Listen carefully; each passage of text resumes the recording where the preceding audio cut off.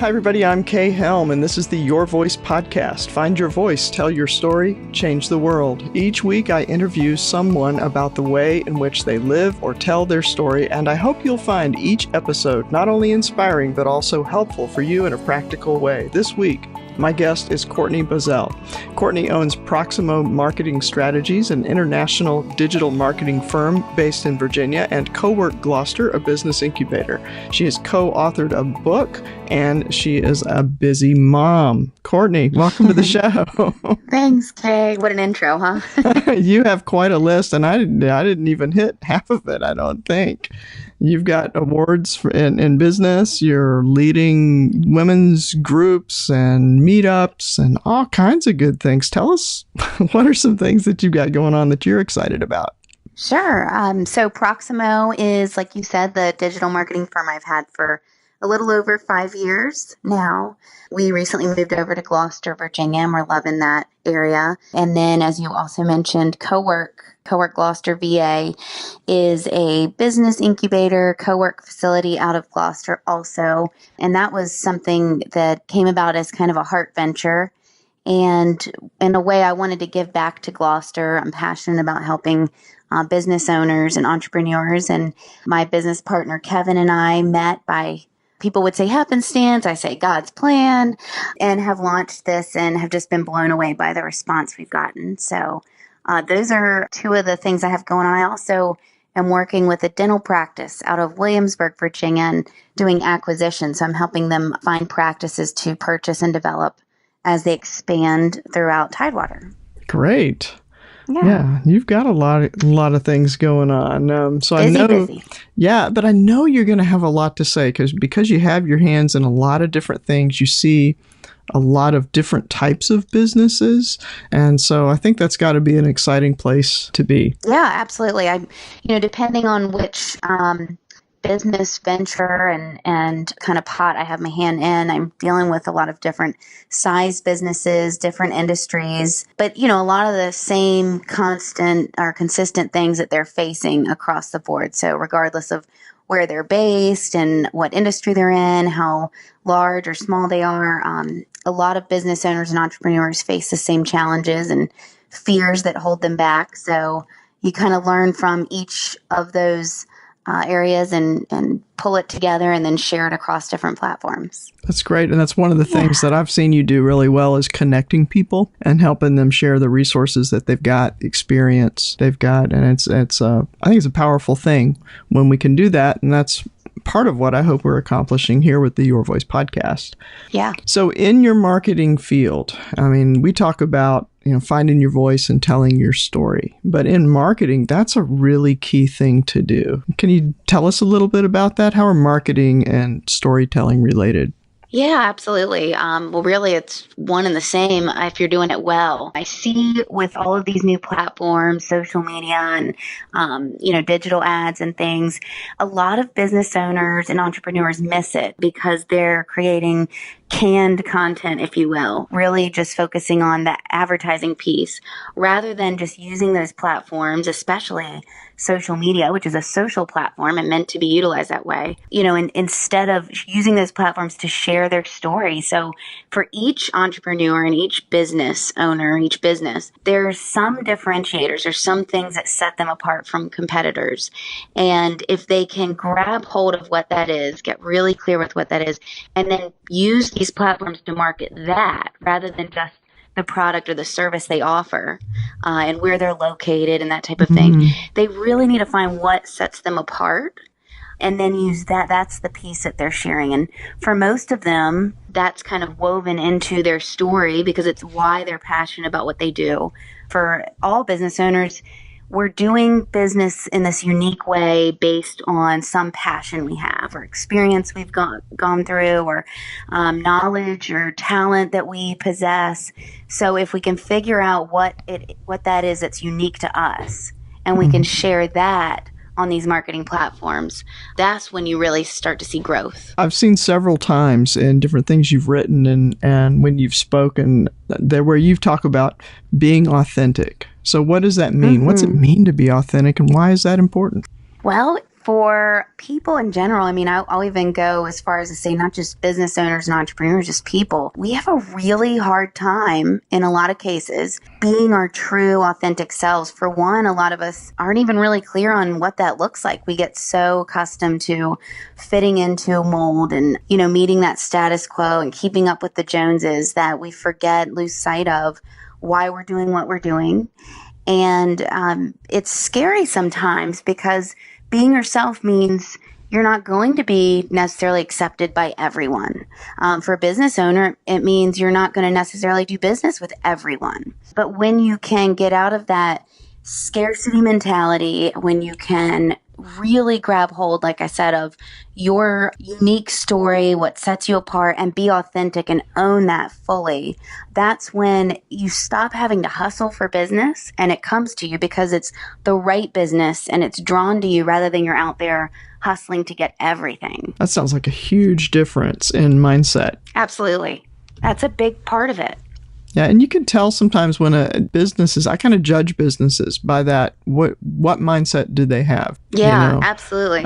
You can think about, a lot of airlines, scarcity mentality, right? No, you can't bring that bag unless you pay extra for the space that we already have. That's going to sit there empty, even if, Yeah, and what I see a lot of times is business owners that have that scarcity bleeds over into a competitiveness, and there's some healthy competition in business. Obviously, you want to stand out, but if you're really concerned and doing business because you're passionate about something and it's to serve people, then it stops being about trying to get everyone to use you instead of competitors, and it starts being about helping people find who's the best fit for them. So like in each of my businesses, but just as one example, my marketing firm, we're not made to work with everyone. We work with people in all different countries, different industries, different sizes. We've got solopreneurs on a next to nothing budget. We've got, massive corporations where we're working with their whole marketing team. But at the end of the day, we're not made for everybody. And my heart is helping those business owners and those entrepreneurs find the person and the company that's going to be the best fit for them and get the best results for them. And so if I'm stuck in scarcity mentality, I think, well, I'm going to just change who I am and fit myself into whatever that person needs at that given time. And then the next one. And so that's when authenticity comes in. You say, no, this is who I am. This is what I'm good at. This is what I'm talented in. And here's how I can help you. And if that's not the best fit, you've got to be able to say, this isn't the best fit, but let me find the best fit for you. And when people start working together like that, that collaborative piece is really where they're serving people and not serving themselves. And I think that mindset shift is where I wish more and more businesses would go. It sounds like you're talking there about relationships, about really building relationships, whether somebody's going to purchase from you or do business with you or not. Absolutely. Yeah. I mean, and like I said, we work outside of this area, but we do have a heavier footprint here locally throughout Hampton Roads. And I say when I sit down with prospective clients, I'm a small business owner here locally. And so my reputation is why people do business with me. I mean, at the end of the day, people do business with people. And so it matters to me that the people I work with see results and trust me and have a good experience, because if they don't, then that reflects back on my company and that will affect our ability to grow. So at the end of the day, I'm just as invested as they are in them becoming successful, not just because of how it, what light it sheds on us, but also because they're people. I mean, we build relationships with all of our clients. I've got some I've worked with for 3 or 4 years. We go to their company cookouts. They invite us to personal get-togethers. We go to lunches. We go have cocktails, Christmas parties. So, it's more than just a work relationship. We care about those people because, a lot of times these business owners, and I've been there, where they put their savings and their everything into this passion of theirs. So when they come to you to help them grow, they're trusting you. They're investing that in that belief that you can really do what you say and will do what you say. So I take that very seriously and want to honor that trust that they've put into me. And one of the ways you do that, I would imagine, in being in marketing is helping them find their story. Is that right? Absolutely. How do you do that? What's that process like? Well, I want to get them to stop thinking about working in their business and start working on their business. And really it takes just that somebody saying it's okay to step back for a minute and tell me why you do what you do. Because, a lot of people want to market what they do, but real marketing, true marketing that works and produces results is marketing why you do what you do. So if I can help them get clear on that and dive into that with them, then how we put it out there is the easy part. So if somebody knows their why, but then they're second guessing whether or not that's really something other people want, that might be a really scary place for a business owner to be. Or they know it's something people need, but they're not sure how to present that. What advice do you have for those folks? Well, one of the things I do with a lot of my clients through Proximo is I'll sit down with them and create like an avatar. So a character that represents their target audience. And we'll go into who that person is. And for a lot of business owners, it's scary to narrow down who their target is. It doesn't mean they have to niche down on who they'll work with. But if they can narrow down their target, and that's something that they don't have to put out publicly, but just for them, for their own efforts, to kind of streamline what they're doing, figure out where they're going to market themselves, how they're going to, what kind of offers they're going to put out. So we really hone in on who is their target audience. And as they're describing that to me and my team, we look at, does that really line up with what they're offering? So does their offer fill a need of that target audience? And if it doesn't, then we tweak that. But at the end of it, we're getting really clear on who is that target audience. Then we look at what are the problems that target audience, that avatar now that you have, what are the problems they're facing on a regular basis? And what are they facing this week and this month? So that now we know what kind of information to put out, what kind of content to develop. Now we know, because we know who that avatar is, which platforms they're going to be on, which typical times of the day and days of the week are they going to be most active on that platform, what kind of calls to action are going to resonate with them. So we're helping them not just get clear on their why, but then also get clear on who is going to be receptive of what they're bringing and who is going to see the value in what they're bringing. Right. And then we figure out, once we know who that is, what are the problems we're going to solve. And then because we know who they are, we know where we're going to put that information out. So. Yes, then you can be more targeted in your communications, in the content, and sounds like even relax a little bit about the content, because it's not always sell. Yeah, absolutely. It's relationship building is more natural.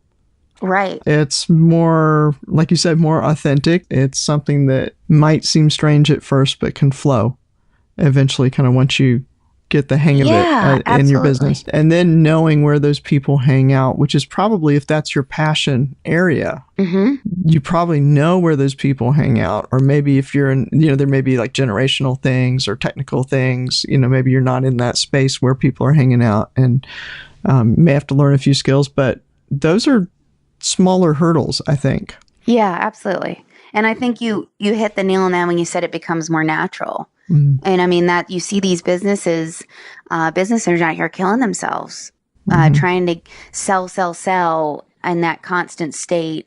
And if they would just focus on those people that they're serving and how they can best serve them, it takes a lot of that pressure off. And they really get to, I love seeing that. I see business owners light up because they're actually being able to do what they love to do and what they were called to do and what they're passionate about doing and what they're really good at. Instead of just doing that sales stuff. And it's great to see them kind of break through that. Okay, let me take that another layer down. You're working with the business owners. Now, say I'm the business owner. I'm going to change the way I'm doing things. I'm going to start telling stories and doing that content creation. I've got the avatar. I've done the exercises now with your marketing team. How do I communicate that down to my team so that the people in all those different channels of actual customer contact are telling that same narrative about the country, or about the they're using that same kind of storytelling. They're in the same flow as my, say, social media communications, because if it doesn't flow all the way down to customer contact, then the customer experience is going to be really disjointed between what they saw online or what they experienced when they talked to the business owner and when they actually went into the business. Well, and if it's real, if it's that authenticity, if it's your real story you're sharing and you're consistent across all platforms, online, offline, wherever you are, then that you take that worry out, because you don't have to make sure, is everything lining up? Did what I say here line up with what I said here? And am I saying it in the same way? And if it's natural and it's true, it's authentic, then consistency is just, it happens because you're just you and you're sharing your story. So it's not just the message. It's not a slogan or a vision. Right. We go through those exercises. Let me write my vision statement. Let me write my mission statement, and then keep it clear which one's which, and make all the employees memorize it. And versus this is who we are. This is kind of a DNA thing. Yeah, and I think, I still believe in doing mission and vision statements. We do them for, ourselves. We help clients with them. But I think it's more, the value is really in the process of creating that mission and vision statement rather than, like you said, memorizing it and making sure it's, out here, there, and here. Because if you're saying with that mission and vision statement one thing, but you're doing something different, you're totally right, Kay. It's not, people will feel that there's a disconnect, and now you've lost trust.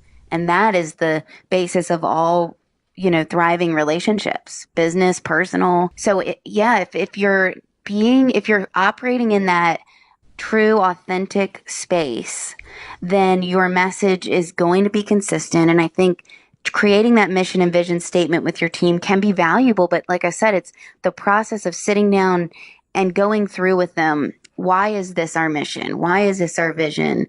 Where are we going? Because then you make sure everyone knows, like you're saying, your story, your why.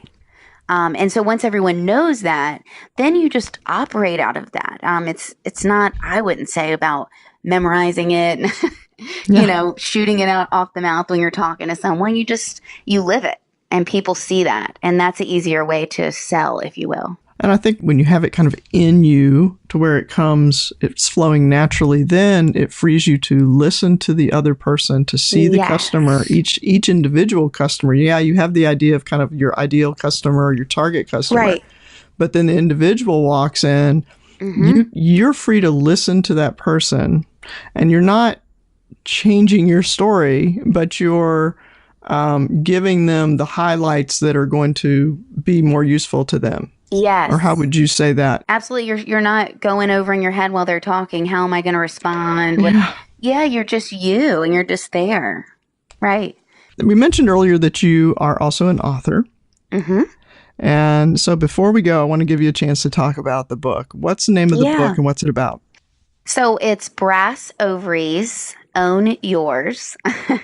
And I co-authored it with Shelley Smith, who's since that book already released another one. She's a phenomenal businesswoman, been one of my coaches for years in business, and written some phenomenal books as well. But her and I co-authored this book, and what it is it's a compilation of testimonies, if you will, stories, interviews from prominent businesswomen from all across the country. And we've got some really successful and inspirational female leaders that open up in this book and share those stories of, trials that they have faced, gone through, overcome. And for some of them, it's more personal. For some of them, they're professional trials. So there's business bankruptcy and all kinds of things. And there's personal abuse stories and just all kinds of incredible stories. And for a lot of these women, it was their first time sharing some of these things publicly. And they really honored us, but not just us, they honored the readers of this book by, opening up and being vulnerable on the pages. So each of the chapters is a different lesson, and they have pieces of different interviews where these women share how they overcame that trial that led to them learning the lesson of that chapter. And at the end of each chapter, Shelley and I both kind of go back and forth with dissecting, the content of that chapter. And then there's even activities at the end of each chapter, so the reader can put some of that lesson learned into practice and make it applicable for them. Sounds like a good book. Where can we get it? It is. It's on Amazon. Okay. We've also got a website. It's Brass Ovaries, ownyours.com. Okay. We've got the Kindle version and the paperback. And then we have a companion journal we released as well. And it goes with that book, but it is great for book studies. So if you've got like a small group or even just want to get some female friends or colleagues together, that companion journal is a great way to use it as a guide to do that book study. I'm doing one here in Gloucester for Peninsula Women's Network, one of their groups. Everyone has a copy of the book and the companion journal, and we're going through those activities, and it's powerful stuff. Oh, great. And again, it sounds like a great opportunity for relationship building there, and not just, stopping at that kind of networking side of that, but really building deep, strong relationships among women in business and in the community. Absolutely. It's getting real and getting authentic, and letting all these women know that it's okay to be vulnerable. Being your true self means the good, the bad, and the not so good enough. Yeah, which we've all got all of that going on. And so let's get real and just go for it. Yes, absolutely. All right. So what's the one piece of advice that you want to leave us with? I guess just kind of to recap this whole conversation. I mean, really, I encourage everyone listening now and listening in the future to really own who you are. Like I said, the good, the bad, the not good, so good enough. Life is very different when you stop worrying about trying to keep up with the Joneses, and trying to put that face on every day. I mean, I'm sure there are people listening that are tired of that and feel like they're just running on this treadmill, and the treadmill stops and you get off the treadmill when you decide, you know what, not everyone's going to accept this. Not everyone's going to love this version of me, but this is the real version of me. And I'm going to start by loving myself in a way that allows me to be real, vulnerable, and 100% me for this world. Amen. Sounds good. Well, great. Thank you, Courtney. Yeah. Thank you for the Kay. time. Thank you for sharing your knowledge and your experience with us. This has been the Your Voice podcast. Find your voice, tell your story, change the world. If you're enjoying the Your Voice podcast, I'd love for you to subscribe, rate, give us a review on iTunes. Until next time.